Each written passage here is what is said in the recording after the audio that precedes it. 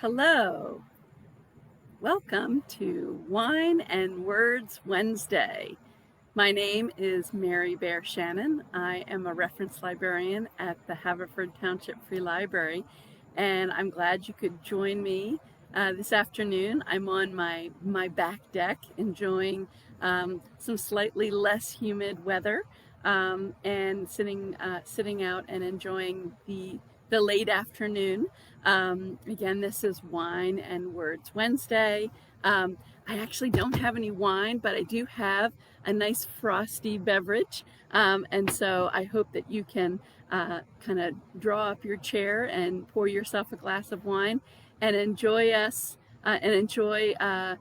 little bit of time with some words that I'm going to share with you today. Again, my name is Mary Bear Shannon. I am a reference librarian at the Haverford Township Free Library. And again, this is Wine and Words Wednesday. So, in the last couple of weeks, we have been saying goodbye to John Lewis, really a giant in the field of civil rights, and really kind of remembering his extraordinary life. And so I thought I would share some speeches that he gave over the course of his lifetime that I think really shows the breadth of his understanding about justice and civil rights, and also just to kind of show how he evolved over time. The other thing I'm going to share with you is some quotes, some of his best quotes. I'm going to do a top 10 right at the end. So I'm going to start, again, this is Wine and Words Wednesday, and I am going to be sharing with you some speeches by the late, great John Lewis. The first speech I am going to read is his March on Washington speech when he was really quite a young man. And this was August 28th, 1963. And when I actually watched the video of his speech, he just looks so young. So anyway, I'm going to read this first. So again, his March on Washington speech, August 28th, 1963. We march today for jobs and freedom, but we have nothing to be proud of. For hundreds and thousands of our brothers are not here, for they are receiving starvation wages or no wages at all. While we stand here, there are sharecroppers in the Delta of Mississippi who are out in the fields working for less than $3 a day, 12 hours a day. While we stand here, there are students in jail on trumped-up charges.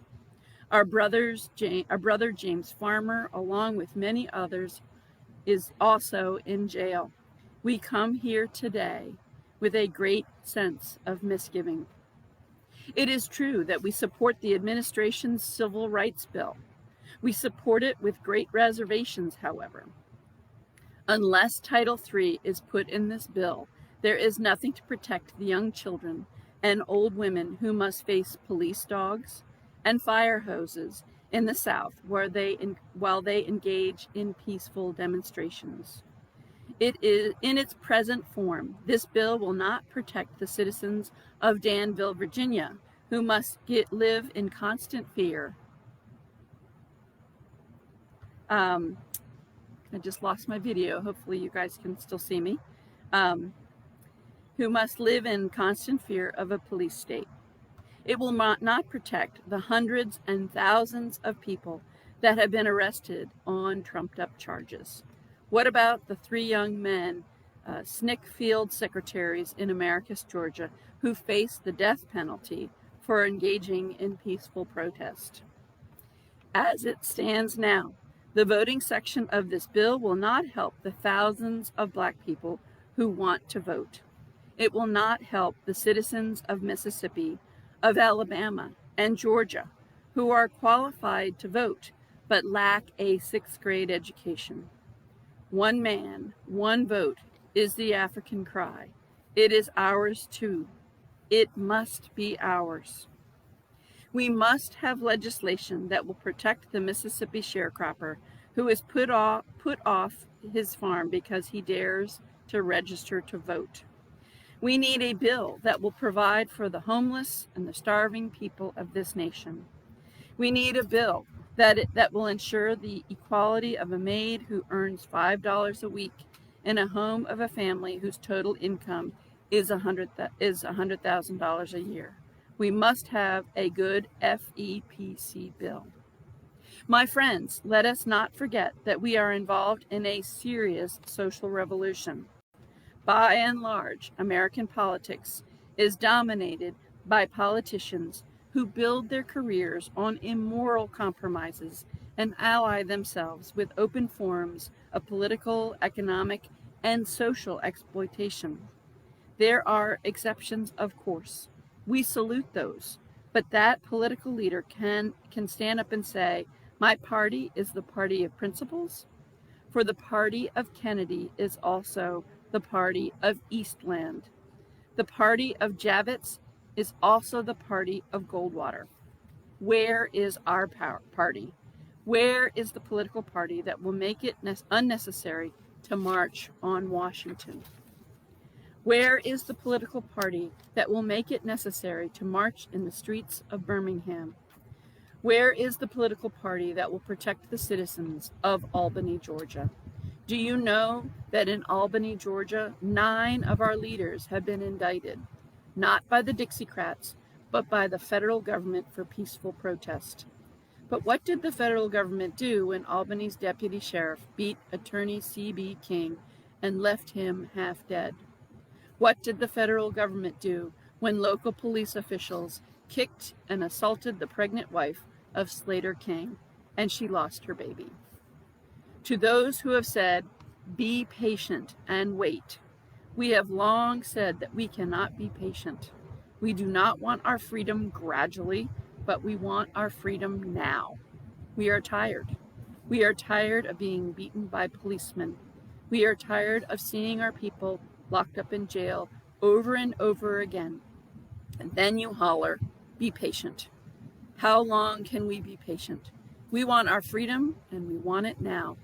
We do not want to go to jail, but we will go to jail if this is the price we must pay for love, brotherhood, and true peace.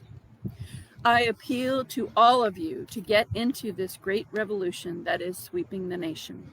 Get in and stay in the streets of every city, every village and hamlet of this nation until true freedom comes, until the revolution of 1776 is complete. We must get in this revolution and complete the revolution. For in the Delta, in Mississippi, in Southwest Georgia, in the Black Belt of Alabama, in Harlem, in Chicago, Detroit, Philadelphia, and all over this nation, the Black masses are on the march for jobs and freedom. They're talking about slow down and stop. We will not stop. All of the forces of Eastland, Barnett, Wallace, and Thurman will not stop this revolution. If we do not get meaningful legislation out of this Congress, the time will come when we will not confine our marching to Washington. We will march through the South, through the streets of Jackson, through the streets of Danville, through the streets of Cambridge, through the streets of Birmingham. But we will march with the spirit of love and the spirit of dignity that we have shown here today. By the force of our demands, our determination, and our numbers, we shall splinter the segregated South into 1,000 pieces and put them together in the image of God and democracy. We must say, wake up, America, wake up, for we cannot stop, and we will not and cannot be patient. So that was John Lewis from his speech at the March on Washington in 1963. So going ahead quite a ways, this is John Lewis's speech from the 50th anniversary of Bloody Sunday, which was at the Edmund Pettus Bridge. And this speech was given on March 7th, 2015. And this is John Lewis's speech. My beloved brothers and sisters, members of the American family on this day, we as a nation have a great deal to be thankful for. Jimmy Lee Jackson, whose death inspired the Selma March, along with so many others, did not make it to see this day. But you and I are here. We can bear witness to the distance we have come and the progress we have made in 50 years. And we must use this moment to recommit ourselves to do all we can to finish the work. There's still work left to be done. Get out there and push and pull until we redeem the soul of America. Now I want to thank President Barack Obama and Mrs. Obama, President George Bush, W. Bush, and Mrs. Bush for being here today. I want to thank all the members of the cabinet and the administration who are here, my colleagues in the Congress, all the elected officials, including the great Governor Robert Bentley, including the mayor of Selma, George Evans, and all the American people. I would like for all members of Congress in our delegation to stand. Thank you. I want to thank the Faith and Politics Institute for bringing us together one more time, and the co-leaders of our delegation, Senator Tim Scott, Senator Sherrod Brown, Representative Terry Sewell, and Representative Martha Roby. Thank you so much. It is good to see Miss Amelia Boynton, who was our first contact when we came to Selma in 1962. She was registering people to vote here long before we arrived. And also glad to see the daughter of Governor George Wallace here, Peggy Wallace Kennedy. Thank you for being here. And I want to thank each and every one of you who marched across the bridge on Bloody Sunday. You didn't have to do it, but you did. Thank you. I tell you, it is good to be in Selma one more time. Just one more time. People often ask me, why do you come back? What purpose does it serve? We come to Selma to be renewed. We come to be inspired. We come to be reminded that we must do the work that justice and equality calls us to do. On March 7th, 1965, a few innocent children of God, some carrying only a bedroll, a few clutching a simple bag, a plain purse or backpack, were inspired to walk 50 dangerous miles from Selma to Montgomery to demonstrate the need of voting rights in the state of Alabama. On that day, 600 people marched into history, walking 2 by 2 down this sidewalk, not interfering with the free flow of trade and commerce, not interfering with traffic, with a kind of military discipline. We were so peaceful, so quiet, no one saying a word. We were beaten, tear gassed. Some of us were left bloody right here on this bridge. 17 of us were hospitalized that day. But we never became bitter or hostile. We kept believing that the truth we stood for would have the final say. This city, on the banks of the Alabama River, gave birth to a movement that changed this nation forever. Our country will never be the same because of what happened on this bridge. The time of justice has now come. I believe sincerely that no force can hold it back.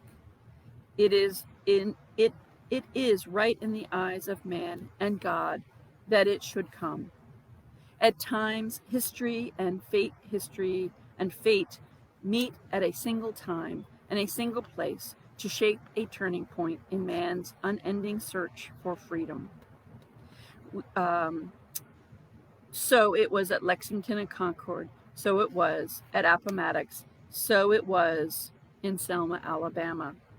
Each of us must go back to our homes after the celebration and build on the legacy of the march in 1965. The Selma movement is saying today that we all can do something. So I say to you, don't give up on the things that have great meaning to you. Don't get lost in a sea of despair. Stand up for what you believe, because in the final analysis, we are one people, one family, the human family. We all live in the same house, the American house, the world house. We're black, we're white, we're Hispanic, Asian American, Native American, but we're one people. Thank you. And that was John Lewis on the 50th anniversary of Bloody Sunday in Selma, Alabama. He gave the speech on the Edmund Pettus Bridge in 2015. And then my last piece of literature, a piece of writing that I would like to share, is John Lewis's op-ed piece that he sent to the New York Times to be released on the day of his funeral. And so this was released on Thursday, July 30th, 2020. And it was entitled, "Together, You Can Redeem the Soul of Our Nation." And this was in the New York Times by John Lewis. While my time here has now come to an end, I want you to know that in the days and hours of my life you inspired me. You filled me with hope about the next chapter of the great American story when you used your power to make a difference in our society. Millions of people, motivated simply by human compassion, laid down the burdens of division. Around the country and the world, you set aside race, class, age, language, and nationality to demand respect for human dignity. That is why I had to visit the Black Lives Matter Plaza in Washington, though I was admitted to the hospital the following day. I just had to see and feel it for myself, that after many years of silent witness, the truth is still marching on. Emmett Till was my George Floyd. He was my Rayshard Brooks, Sandra Bland, and Breonna Taylor. He was 14 when he was killed, and I was only 15 years old at the time. I will never, ever forget the moment when it became so clear that he could easily have been me. In those days, fear constrained us like an imaginary prison, and troubling thoughts of potential brutality committed for no understandable reason for the bars. Though I was surrounded by two loving parents, plenty of brothers, sisters, and cousins, their love could not protect me from the unholy oppression waiting just outside that family circle. Unchecked, unrestrained violence and government-sanctioned terror had the power to turn a simple stroll to the store for some Skittles or an innocent morning jog down a lonesome country road into a nightmare. If we were to survive as one unified nation, we must discover what so readily takes root in our hearts that could rob Mother Emanuel Church in South Carolina of her brightest and best. Shoot unwitting churchgoers or concertgoers in Las Vegas, and choke to death the hopes and dreams of a gifted violinist like Elijah McClain. Like so many young people today, I was searching for a way out, or some might say a way in, and then I heard the voice of Dr. Martin Luther King on an old radio. He was talking about the philosophy and discipline of nonviolence. He said, we are all complicit when we tolerate injustice. He said that it is not enough to say it will get better by and by. He said each of us has a moral obligation to stand up, and speak out. When you see something that is not right, you must say something. You must do something. Democracy is not a state. It is an act. And each generation must do its part to help build what we called the beloved community, a nation and a world society at peace with itself. Ordinary people with extraordinary vision can redeem the soul of America by getting in what I call good trouble, necessary trouble. Voting and participating in the democratic process are key. The vote is the most powerful nonviolent change agent you have in a democratic society. You must use it because it is not guaranteed you can lose it. You must also study and learn the lessons of history because humanity has been involved in this soul-wrenching existential struggle for a very long time. People on every continent have stood in your shoes through decades and centuries before you. The truth does not change, and that is why the answers worked out long ago can help you find solutions to the challenges of our time. Continue to build union between movements stretching across the globe because we must put away our willingness to profit from the exploitation of others. Though I may not be here with you, I urge you to answer the highest calling of your heart and stand up for what you truly believe. In my life, I have done all I can to demonstrate that the way of peace, the way of love, and nonviolence is the more excellent way. Now it is your turn to let freedom ring. When historians pick up their pens to write the story of the 21st century, let them say that it was your generation who laid down the heavy burdens of hate at last, and that peace finally trumped over violence, aggression, and war. So I say to you, walk with the wind, brothers and sisters, and let the spirit of peace and the power of everlasting love be your guide. And that was John Lewis's final piece of writing. That was an op-ed piece in the New York Times the day he was buried, which was last Thursday, July 30th, 2020. And then I leave you with some final quotes, some that are really his top quotes. So this is my top 10.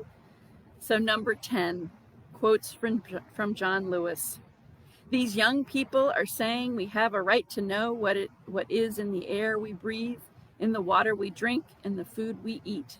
It is our responsibility to leave this planet cleaner and greener. That must be our legacy. And number 9 of the top quotes of John Lewis. A democracy cannot thrive where power remains unchecked and justice is reserved for a select few. Ignoring these cries and failing to respond to this movement is simply not an option. For peace cannot exist where justice is not served. Number 8. Freedom is not a state, it is an act. It is not some enchanted garden perched high on a distant plateau where we can finally sit down to rest. Freedom is a continuous action we all must take, and each generation must do its part to create an even fairer and more just society. And number 7, when you see something that is not right, not fair, not just, you have to speak up. You have to say something. You have to do something. Number 6, I believe in freedom of speech, but I also believe that we have an obligation to condemn speech that is racist, bigoted, anti-Semitic, or hateful. And number 5, you are a light. You are the light. Never let anyone, any person, or any force dampen, dim, or diminish your light. Release the need to hate, to harbor division, and the enticement of revenge. Release all bitterness. Hold only love, only peace in your heart, knowing that the battle of good to overcome evil is already won. And number 4, ours is not the struggle of one day, 1 week, or 1 year. Ours is not the struggle of one judicial appointment or presidential term. Ours is the struggle of a lifetime, or maybe even many lifetimes, and each one of us in every generation must do our part. quote number 3, take a long, hard look down the road you will have to travel once you have made a commitment to work for change. Know that this transformation will not happen right away. Change often takes time. It rarely happens all at once. In the movement, we didn't know how history would play itself out. When we were getting arrested and waiting in jail or standing in unmovable lines on the courthouse steps, we didn't know what would happen, but we knew it had to happen. And number 2, quote number 2 of John Lewis, nothing can stop the power of a committed and determined people to make a difference in our society. Why? Because human beings are the most dynamic link to the divine on this planet. And the number 1 quote by John Lewis, get into good trouble, necessary trouble, and help redeem the soul of America. And so that's what I have today from John Lewis. These were his speeches and quotes over his lifetime. We said goodbye to him last week with his funeral on Thursday, July 30th. And I hope you enjoyed these words from him, from his speeches and his quotes. So again, thank you for joining us for Wine and Words Wednesday. This is a program that we do every Wednesday at 5 o'clock. So put it on your calendar, pour yourself a glass of wine, and join us each Wednesday at this time. Thanks a lot, and have a great day.